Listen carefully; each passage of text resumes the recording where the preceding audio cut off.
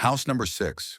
In one of the old neighborhoods where the streets are narrow and the lights dim, there stood a strange house. House number 6. No one knew who built the house or who first lived in it, but it was always empty, despite many attempts to sell it. Locals said the windows would open by themselves, and the lights would flicker even though the electricity was cut. But on that particular night, a young man named Samer decided to spend just one night inside. Samer was a thrill seeker. He loved dares and the unusual. His friend bet him a large sum of money if he could stay until dawn inside house number 6. Samer laughed and said, "An abandoned house? That's easy. I've spent nights in graveyards." So he packed a bag with a power bank, a flashlight, a voice recorder, and some snacks, then entered house number 6 at exactly 10 p.m. The first thing he noticed was the strange silence. Not the usual nighttime silence. This was a silence like before a storm. No barking dogs, no wind, nothing but the echo of his own footsteps. At first he joked around, recording videos and laughing. All that talk about ghosts is just nonsense. 11:15 p.m.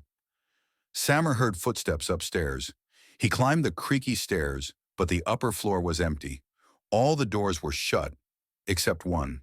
A small room. Inside there was an old mirror. Very old. Even though the room was dark, the mirror reflected something that wasn't actually there. He stared into it and suddenly saw a small child standing behind him in the reflection. But when he turned around, no one. He went back downstairs, heart pounding, but pride kept him from leaving. Midnight. The recorder turned on by itself, capturing whispers, incomprehensible at first. "Go back! Go back!" It wasn't a man's voice, nor a woman's. It was layered, like many voices speaking at once. Then, the flashlight died. Darkness swallowed the house. Shadows began to move in the corners. Samer tried to leave, but the front door was gone. The wall where it once was now looked like it had never been a door, as if the house decided to trap him. Then from the ceiling, black ash started falling. Samer touched it, and his hand burned like acid. And then he saw a man with no face emerging from a corner. No eyes, no nose, no mouth.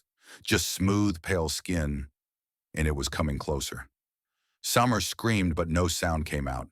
He tried to run, but couldn't move. Time had frozen. 3:33 a.m. The police found him lying on the floor in the center of the room, eyes wide open, not blinking, not speaking. They checked the recordings. Everything cut off, except one final clip. The mirror showed Samer's face, but Samer was holding the camera. Since that night, no one who entered house number 6 was ever the same again. And if you ever pass by that neighborhood after midnight, you'll see the windows slowly opening, the mirror glowing faintly, like it's waiting for the next guest. The story ends, but the curse may just begin.